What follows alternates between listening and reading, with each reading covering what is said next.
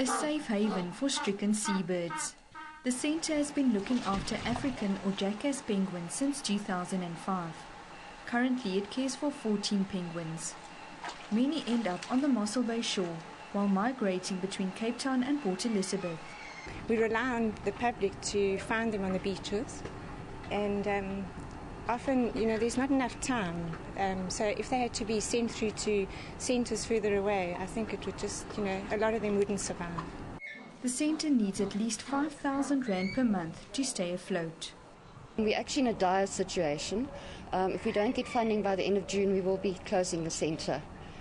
So we appeal to anybody who is interested in helping us, if not financially. I have a list of commodities and expenses. I can always email those to you if you can help in any way. We'd really appreciate it. With winter approaching, the number of penguins needing rehabilitation is likely to increase. Tanya Krause, SABC News, Mossel Bay. All right, so that's the story out of Mossel Bay in the Eastern Cape. All right, let's find out what kind of weather is going to play out in the Eastern Cape and the rest of the country. Andile is keeping warm in studio today, wearing a beautiful designer coat.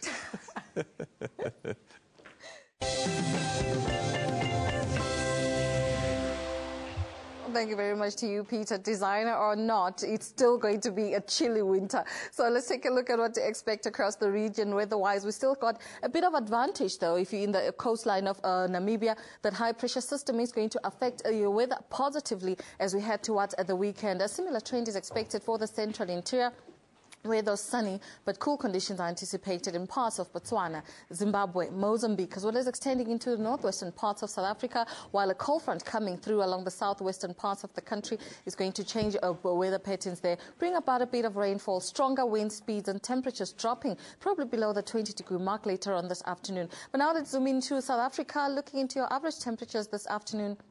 30 degrees is your high for Palabora, Mbombela at 28, 22 in Johannesburg, and remaining into the mid-20s along the KwaZulu-Natal coastline, extending into the south coast. But for most of the central interior, we're still anticipating the early 20s, with Bloemfontein at 23, 19 in DR, as well as Beaufort West. We're also going to see those Cape Townian temperatures dropping below that 20-degree mark. So do try and dress as warmly as possible if you're going outdoors. Now, looking into Namibian weather, Ludoris is at 18 this afternoon, and also the eastern half is anticipated to see sunny and warmer trend there. Oshakati is at 29, 27 in Omaruru, and Walvis Bay still remaining into the early 20s. Most of Botswana is seeing sunny and warm conditions as well. No rainfall anticipated in the next 24 to 48 hours, with Francistown at 27, sharing that with Tsabong. Most of Zimbabwe as well is going to see a bit of sunshine. Those temperatures are still remaining into the early 20s towards the northeast, but the western half with Vic Falls at 29 degrees, sunny and pleasant skies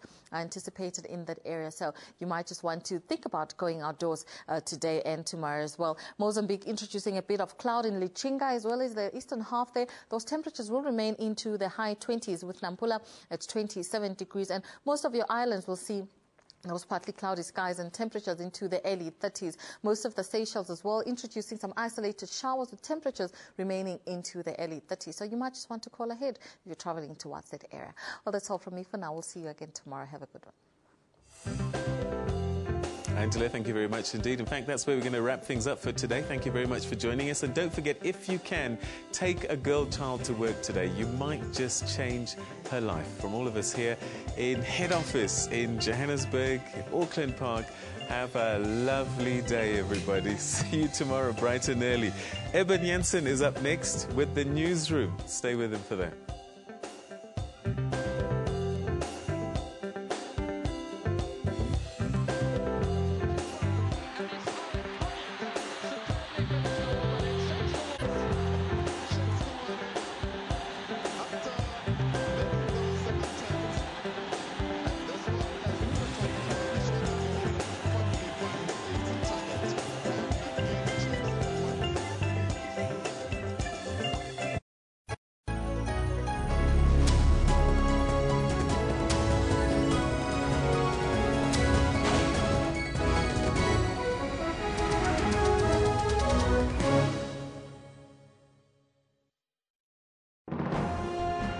Zoom into Africa.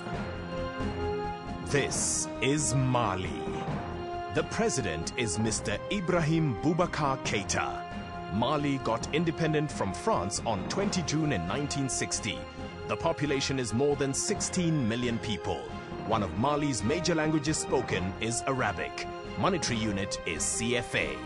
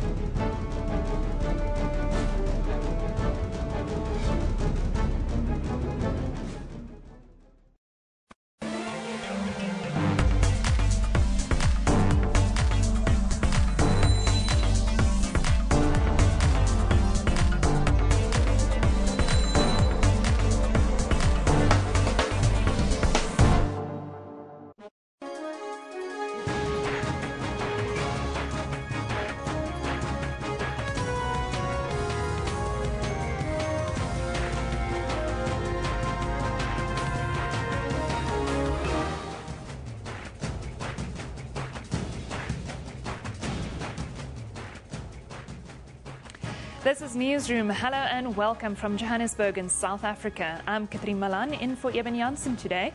The show is live and broadcast from our studios in Auckland Park. We are also streaming live on YouTube as we speak, with the entire show available on our YouTube channel all the time.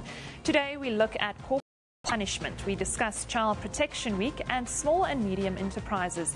And we take you to the runways of Soweto Fashion Week. But let's start with our top stories.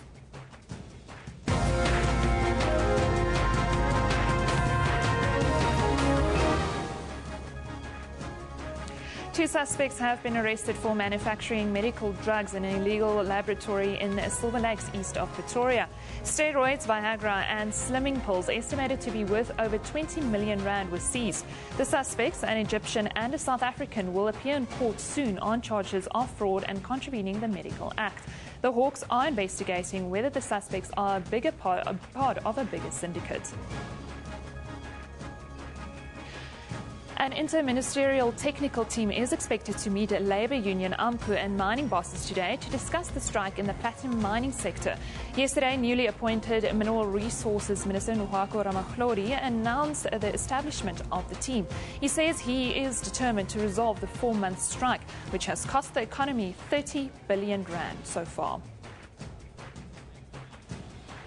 And then tributes continue to pour in following the passing of footballing legend Isaac Shakes Okungwane. He has been remembered for his skills, the vitality and his quick-witted nature. Okungwane passed away yesterday afternoon after he was admitted to hospital 2 days earlier.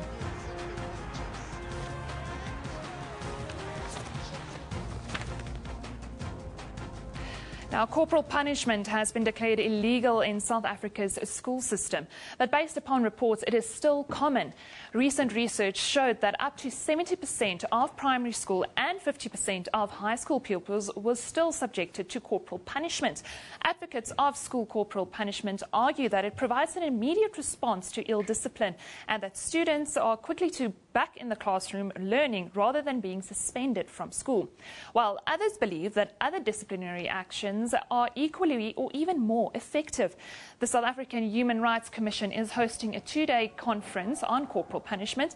Now, today, we are joined by the Human Rights Commission's Communications Coordinator, Isaac Mangena. Isaac, welcome to the show. Thanks for having me. I would just like to start off with this 2-day conference. Just tell us a bit more about what it's all about.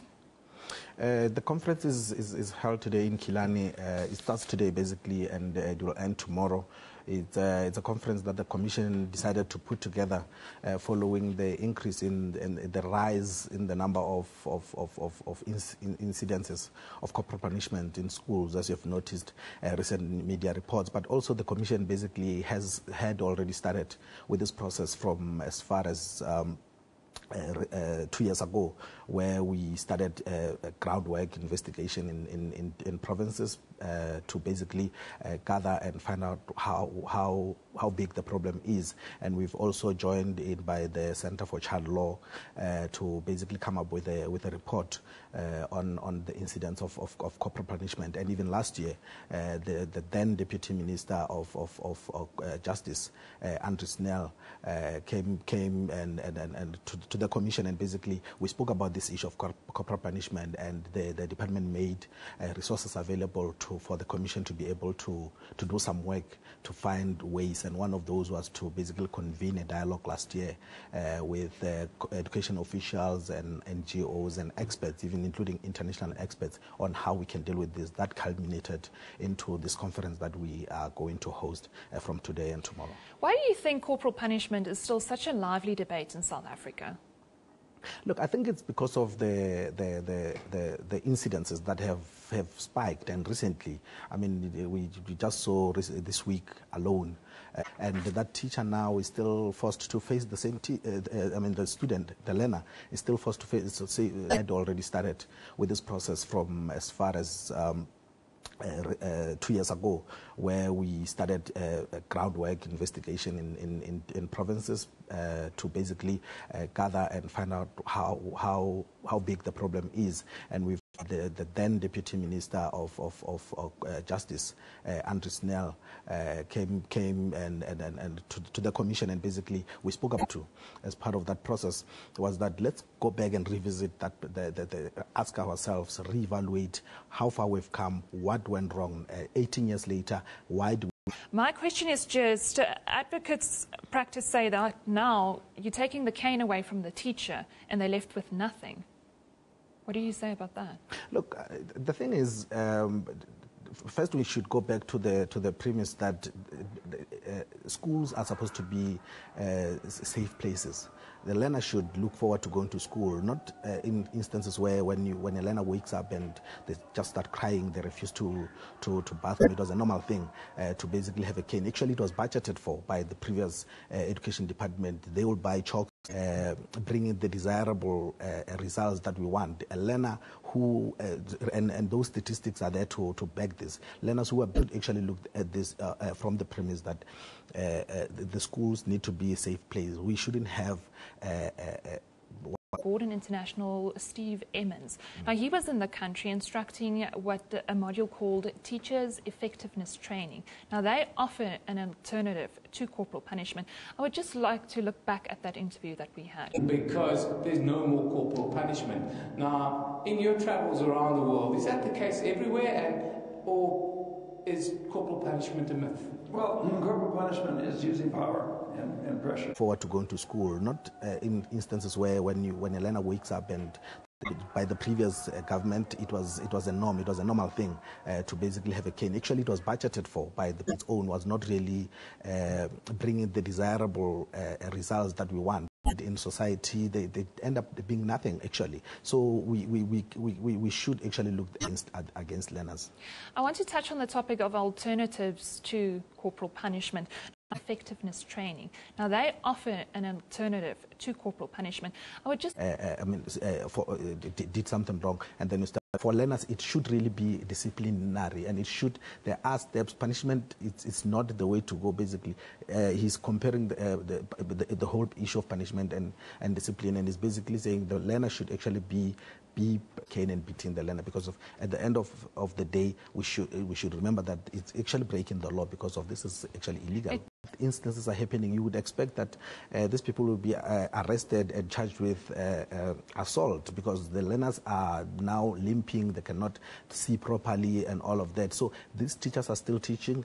The problem is what happened. And you also get instances where the schools themselves don't actually report these instances. They brought in so that these instances are taken up even to the minister's level.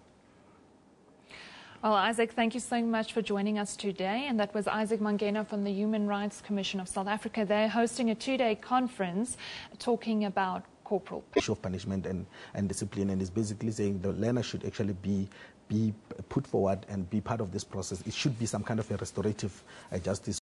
It's actually breaking the law, because of this is actually illegal. It becomes abuse?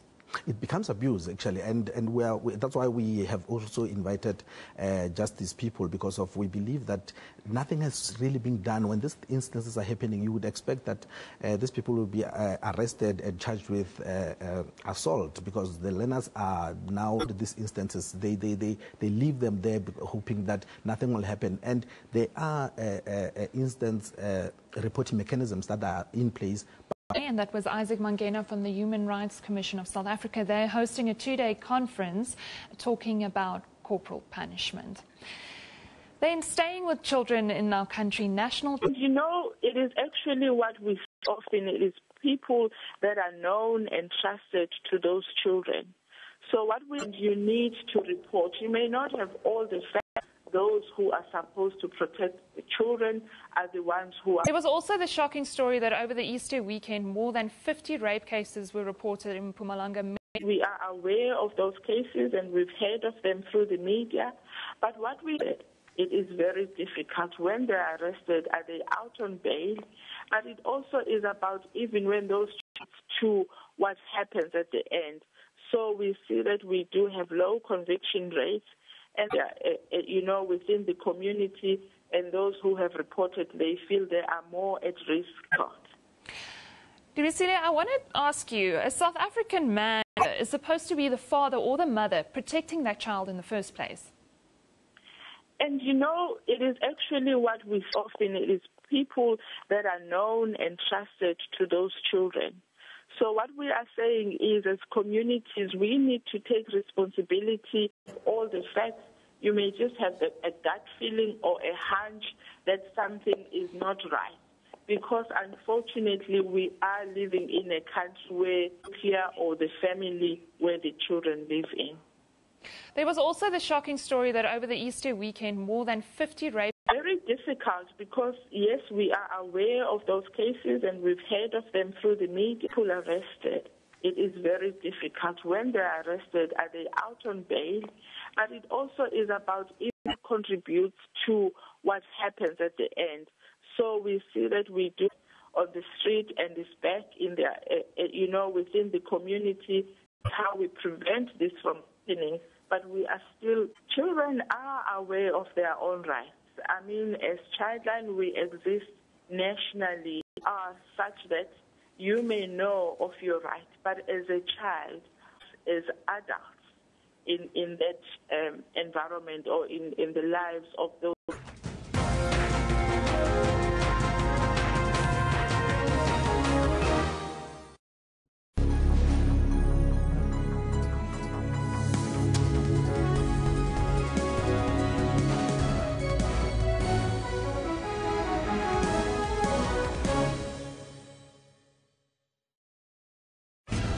Africa is growing at a rapid rate. A huge part of this African growth is technological innovation. Like a group of students hard at work in Uganda developing tools that will save lives. Or an African-developed payment method making the public transport industry cashless in Kenya. You book me through M-Pesa. There are apps only for people who live here. And the continent is accepting the growth of modern technology usage in people's everyday lives. The ICT revolution now belongs to Africa. This is information that matters to us. To find out a bit more about social media and technology news, join Ms. Phumelele Zondi every Sunday at 7:30 p.m. Africa is symbolized by these magnificent trees. The Sunland Big Baobab is carbon dated to be around 1,600 years old. When baobabs become 1,000 years old, they begin to hollow inside. In the Big Baobab, this has resulted in the world-famous Baobab Tree Bar. That's Kaleidoscope, Sundays 5:30 p.m. on SABC News.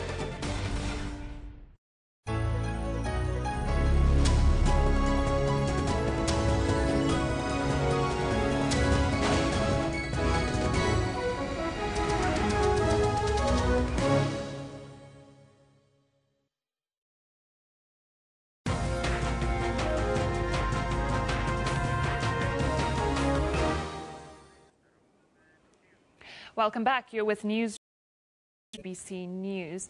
Now, we are joined in Cape Town by Nicholas Bigby from the Africa Growth Institute. President Jacob Zuma's new cabinet, as well as the formation of several new ministries, has been welcomed by many across the country.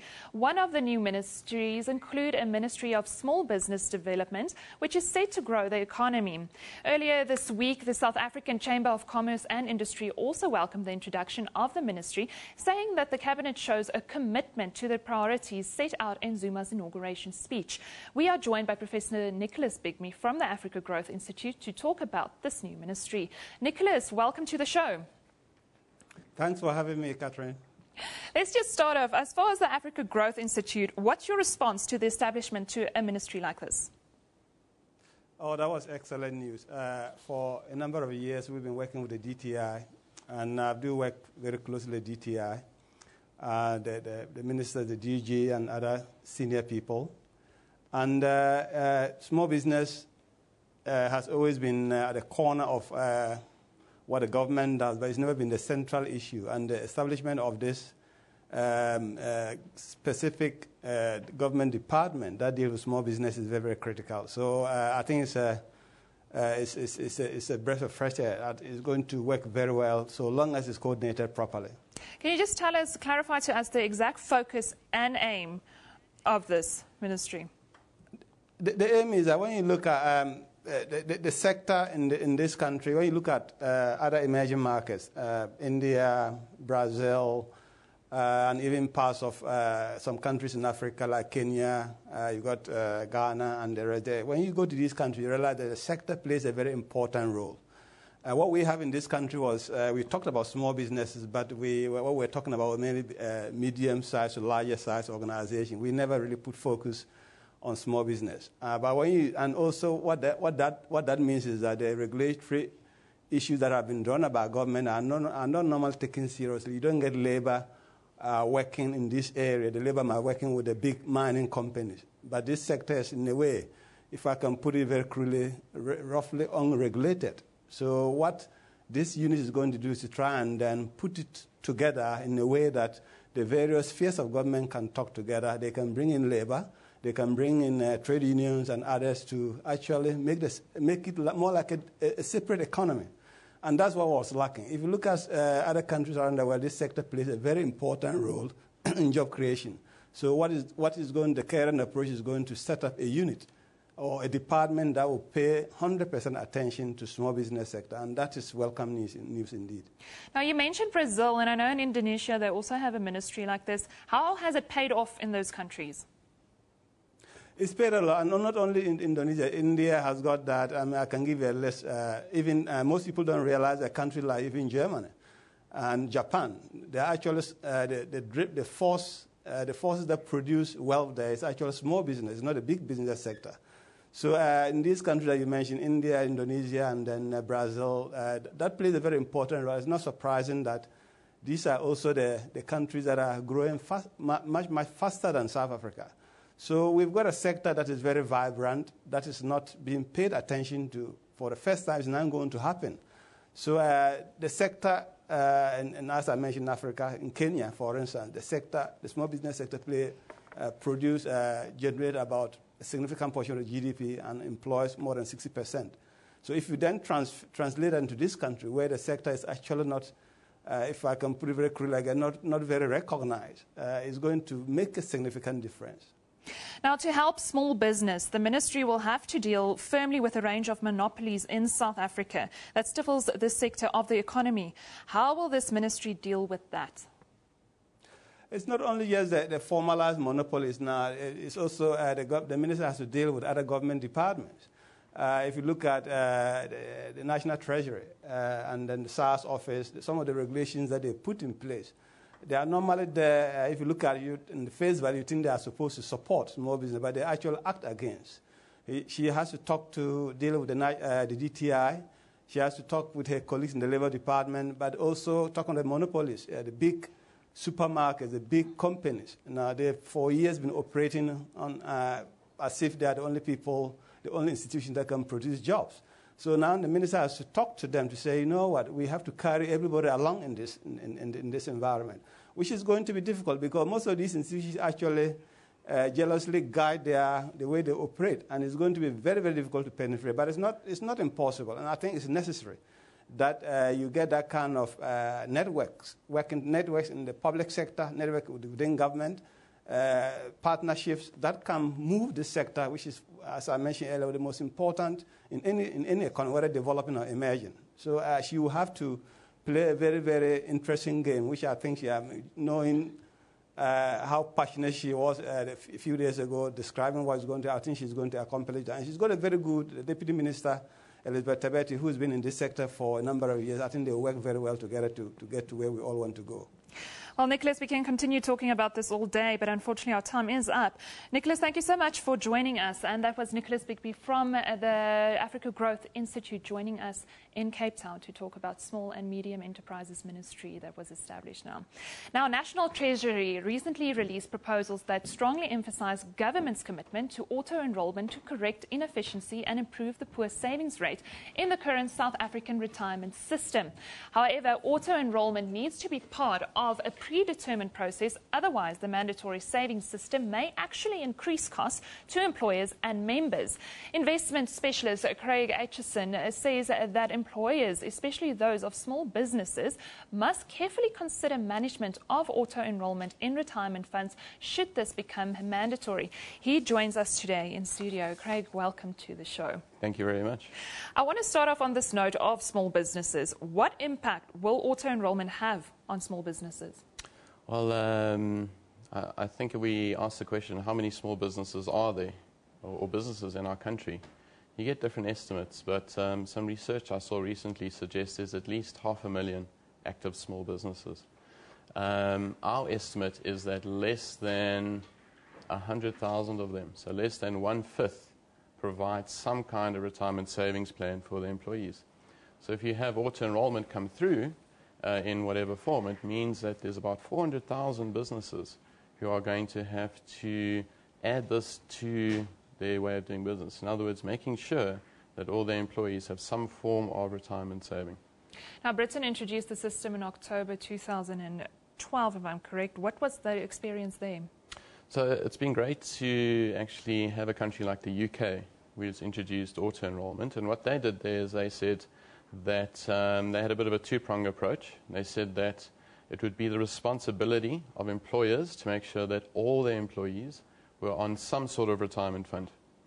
What they also did is they provided a government-sponsored one, so that if employers weren't sure where to go, they had that. How would these funds then offer a solution to small businesses to managing costs in light of auto-enrollment, and how is it going to reduce costs to members? Well, that was the interesting thing from the UK, is actually it turned out to be quite a costly exercise. And that was largely as a result of it being quite complicated to figure out who on your payroll as an employer should actually be on a fund and who not, because they had complicated rules around that. So what we really need is a simple system, and a system where it's very easy for an employer to look at some choices of fund and put his employees on there and know that the fund will take care of all the retirement saving and administration requirements. And that's why we feel umbrella funds would be a great solution in that kind of world. Could we just go back? Can you just simplify, exactly explain to us what is meant by an auto-enrollment? Absolutely. So government's been talking a lot about the fact that we don't have enough coverage in our country. In other words, there are too many people who are not formally saving for retirement, and they'd like to have a situation where everyone who works does. Auto-enrollment is one way of achieving that, and it just means that when you join an employer, they automatically enroll you into a retirement fund. And so it's called auto-enrollment. Then just to end off this interview, how are you going to treat a situation if an employee changes jobs? Does it mean that moving from one umbrella to the fund to the next? There's a couple of ways to treat that, and again, we want to make it as simple as possible. One of the ways is simply to allow the savings that employee has to follow them to the next job. And so that money would move with them into the new umbrella fund that they've moved to. Now, Britain introduced the system. How confident are you that it's going to work in South Africa? I'm confident we can do it. We've seen what has worked and not worked in the UK. I think we do have to adapt it for our situation. We don't want to overburden small business, but I think if we tackle this sensibly with a steady approach, I think we can be very successful. There were proposals released by the National Treasury recently with regards to auto-enrollment, and what was that all about? So Treasury is proposing different ways we can achieve this idea of everyone saves for retirement. One of the ways is auto-enrollment, where we say let's have the employers help us do that. They put their employees on funds. Another way is to create a new kind of fund, and they're calling that a retirement exchange, where it would be a very simple kind of savings type vehicle, and then you could join that vehicle and use that to do your retirement savings. And then another way, which has been mentioned before, we haven't heard a lot of it recently, is that there should actually just be a state pension, like countries like the UK have. So they're sorting through different kinds of ways they can solve the problem. We think that auto-enrollment probably holds the most promise for our country, because it helps the industry grow bigger. A bigger industry can do savings a whole lot cheaper. It can help drive education and financial understanding of all our employees. And we think that's really going to give us the best result over the long term. Well, Craig, thank you so much for joining us today on the show to talk about this. Craig Aitchison, an investment specialist. Now, let's take a look at what you're saying on social media. Famed poet, author, and civil rights activist Maya Angelou passed away yesterday at the age of 86. The poet's inspiring prose spread quickly on social media as her fans tweeted notes of remembrance with the hashtag #ThankYouMaya. History, despite its wrenching pain, cannot be unloved. Hashtag Maya Angelou, thank you, Maya.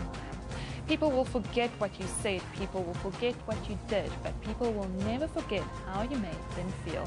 Hashtag thank you, Maya Angelou. Phenomenal woman always. Then inspired by Dr. Maya Angelou at an early age, and I heard her speak in 2000, pure emotion and genuineness. Then I'm too powerful for you to destroy. How can you read that and not feel yourself grow stronger? Yes, the news of Dr. Maya Angelou spread very quickly on social media. We've got an interactive map on our Facebook page. If you want to go and have a look at it, it's very interesting to see how the news broke in the US and how it spread throughout Europe. Now, on that note of our Facebook page, let's have a look at what is happening there. Yesterday, a tragic event at Cape Town International Airport when 4 people were shot and 1 killed at the airport last night. Police are still investigating the incident. No flights were disrupted. You can read more on that story on our Facebook page. There you'll also find more on the passing of former Kaizer Chiefs player turned television presenter Isaac Shakes Kumwane, who died aged 43 yesterday, as well as the passing of American poet Maya Angelou and the passing of Malcolm Glazier, the owner of Manchester United. Now, Dr. Maya Angelou, the American poet and author, died at her home yesterday morning. She was 86 years old. Her son, Guy B. Johnson, confirmed the news in a statement, saying that she lived a life as a teacher, activist, artist, and human being. She was a warrior for equality, tolerance, and peace.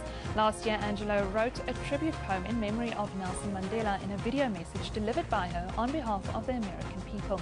Let's have a look at that poem.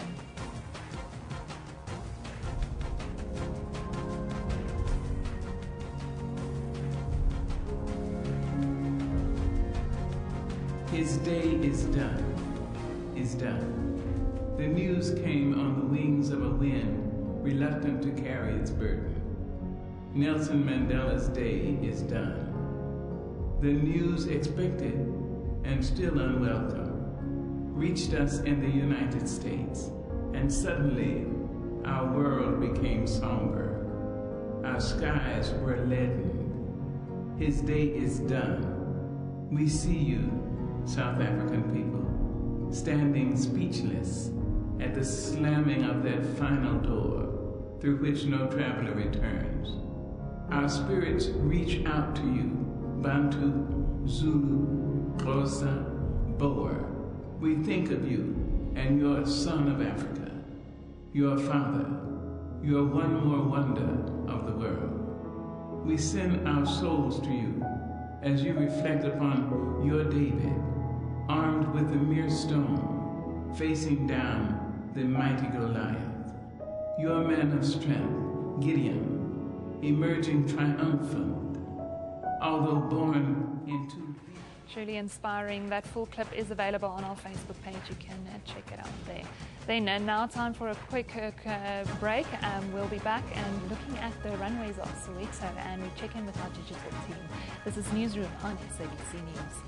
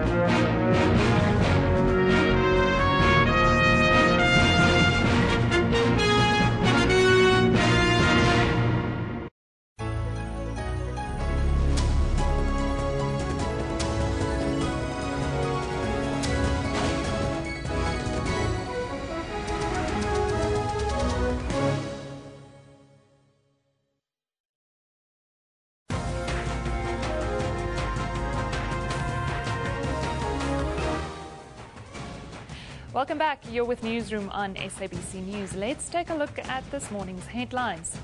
2 suspects have been arrested for manufacturing medical drugs in an illegal laboratory in Silver Lakes east of Pretoria. Steroids, Viagra and slimming pills estimated to be worth over 20 million rand were seized. The suspects, an Egyptian and a South African, will appear in court soon on charges of fraud and contravening the Medical Act. The Hawks are investigating whether the suspects are a part of a bigger syndicate. An interministerial technical team is expected to meet labour union AMCU and mining bosses today to discuss the strike in the platinum mining sector. Yesterday, newly appointed Mineral Resources Minister Nwako Ramohlori announced the establishment of the team. He says he's determined to resolve the 4-month strike, which has cost the economy 30 billion rand so far. Egypt's ex-army chief Abdel Fattah al-Sisi has swept to a landslide victory in Egypt's presidential election. The retired field marshal disposed of the elected Islamist president Mohamed Morsi in July last year.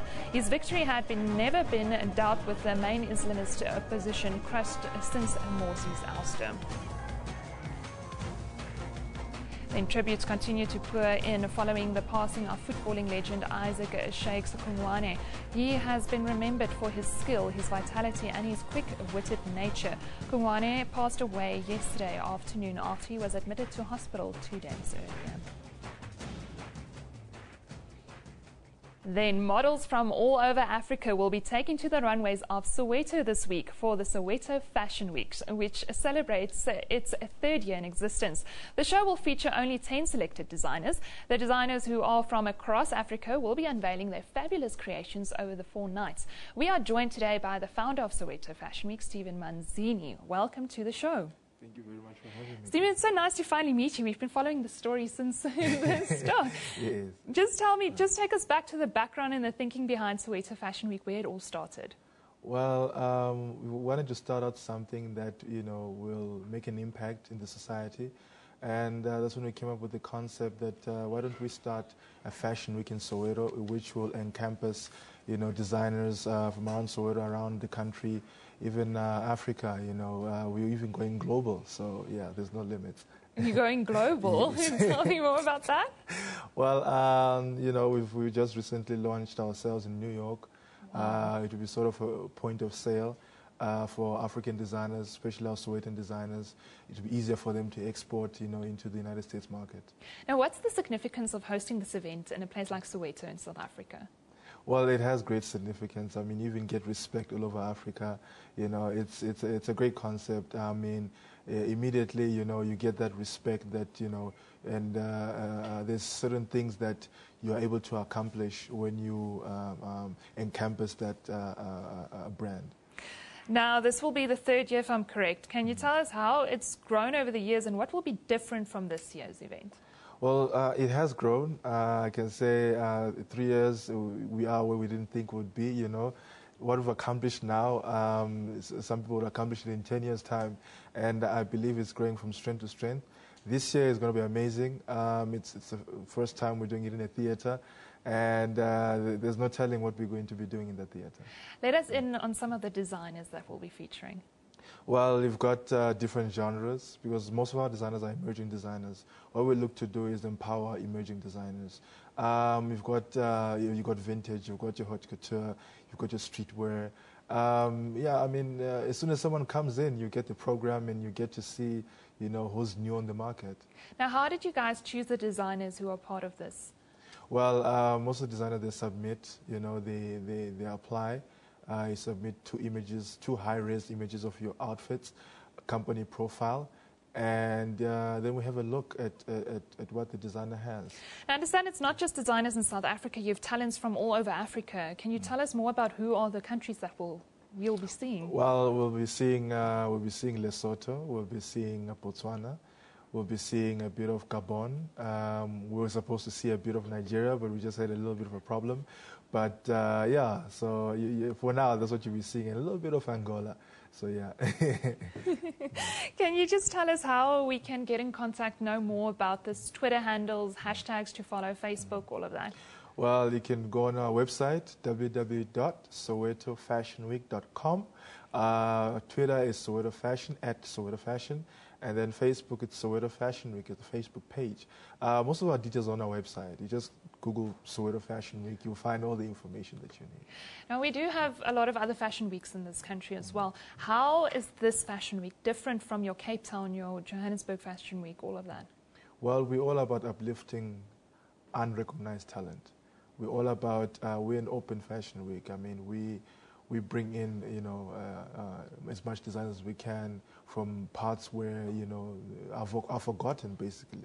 And we empower designers. We've got different programs in which we even help them, you know, to set up for trade and actually do business with serious business.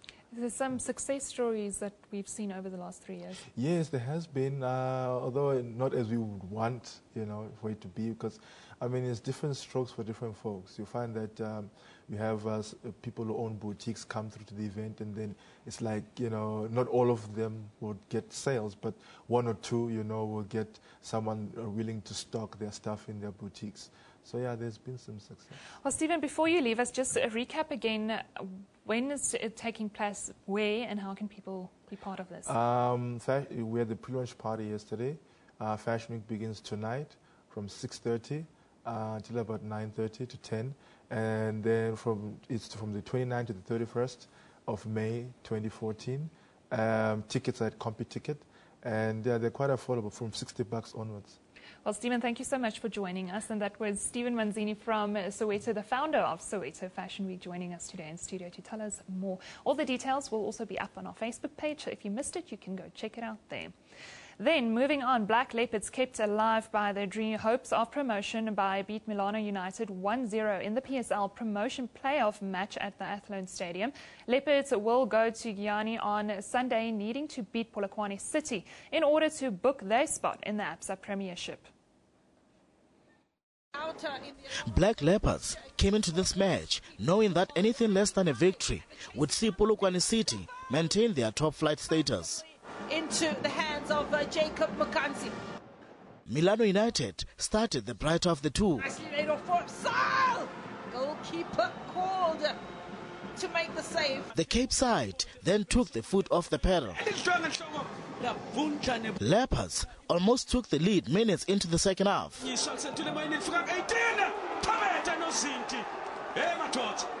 Mokasi then made a crucial save, denying Milano.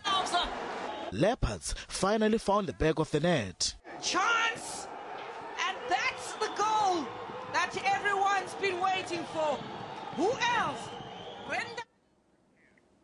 Now for a look at what SABC Digital News has been up to over the last few days. We're joined by senior multimedia producer Matiba Mutawana, joining us in studio. Welcome. Thank you very much. You guys always delivering such interesting content to us. Tell us, it was inauguration last week. Let's start with that. Yes, it's been a very busy week, starting from Saturday where the inauguration was happening. And you realize that it started very, very early in the morning. The SABC website had a special report on that, where we had news around the inauguration and everything around it, what's been happening, information, a way to get the latest information and all that. And we started very early on Saturday morning, and we caught people on their way to the union buildings, as you can see. And over there, we were trying to capture the color and the spirit of people going there, how they felt, why they were up so early in the morning. And we got to the union buildings before sunrise, captured a lot of images. You can see there that's people prepping, and if you look over there, it's pictures of very, very early, before the sun came up, guests arriving, as well as security was very tight. So if you were in the southern lawns, it was very difficult to get to the other side, to the amphitheater. There's the former statesman Nelson Mandela. And so that's the kind of thing you would get on the website. And another thing we had was the live blog online, where you could catch up with journalists from the SABC and other sources on what they were doing around the inauguration. Some people were in the amphitheater, some people were in the southern lawns, and all those tweets, even from people who follow the SABC website, would come through, and you could just keep up with who's there, what they're wearing, what they're saying, who's sitting next to who, and their comments throughout the day. Tell me, what was the fashion like at the union building? Oh, way better than usually. Very conservative, I think, but a lot of color. I think just signifies the happiness, the spirit around it. A lot of color, and men in black suits and beautiful heels.